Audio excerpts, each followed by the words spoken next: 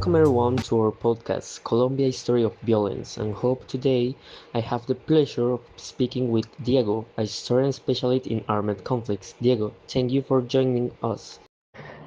Thank you, Andres. It's an honor to be here to discuss such a crucial topic for our country.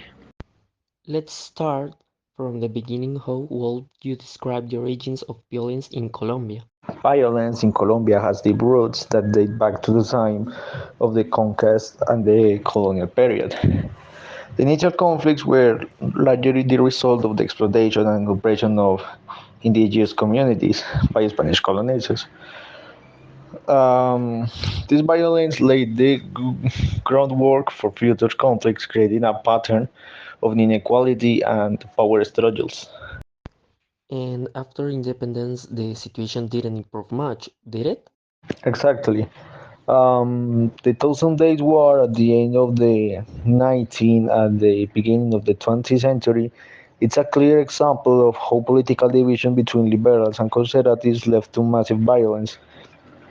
This conflict left the country divided and was a prelude to what would come later with La Violencia in the 1914 and the 1950s.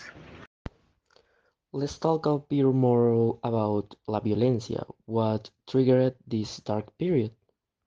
The assassination of Jorge Eliezer Gaitán in 1948 was the cataclysm for the series of riots known as the Bogotazo, which quickly spread throughout the country. The fight between liberals and conservatives intensified, resulting in a undeclared civil war that caused the deaths of hundreds of thousands of Colombians.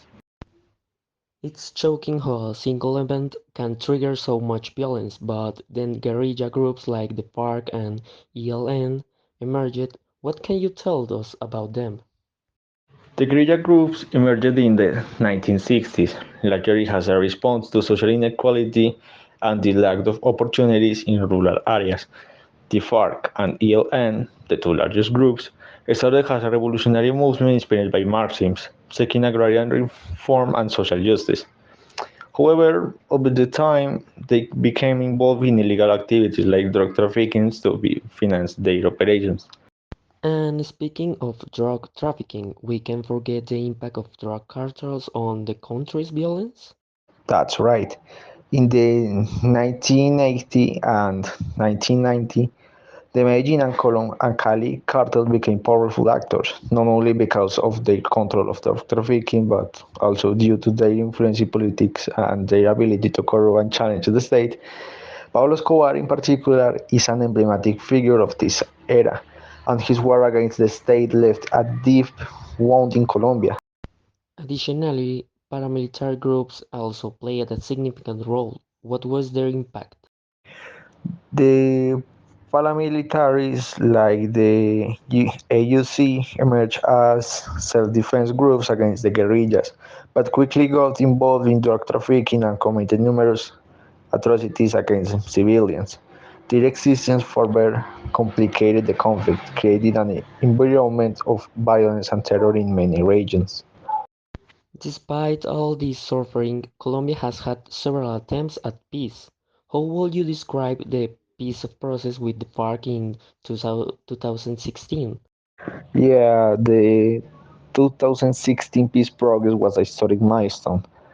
After years of negotiations, the government and the FARC reached an agreement that included the mobilization of combatants, the creation for a political party for the FARC, and civil, social, and agrarian reforms. Although implementation has been challenging and faces many obstacles, but it is an important step towards for the reconciliation in the country. And we cannot forget the victims. How was their role being in all of this? The victims have played a crucial role in the peace progress. Their testimonies and their fight for justice and truth has been fundamental in making the pact of violence visible and pressing for change. The victims' organizations have been very active in promoting historical memory and seeking reparations. To conclude, what challenges does Colombia face today on its path to peace? No, the challenges are numerous. Dissident factions of the FARC, new armed groups, and the persistence of drug trafficking continue to be major obstacles. Additionally, inequality and the lack of opportunities in many rural regions continue to fuel violence. But, however, the resilience of the Colombian people have ongoing efforts for peace and justice, and that gives us some hope for the future.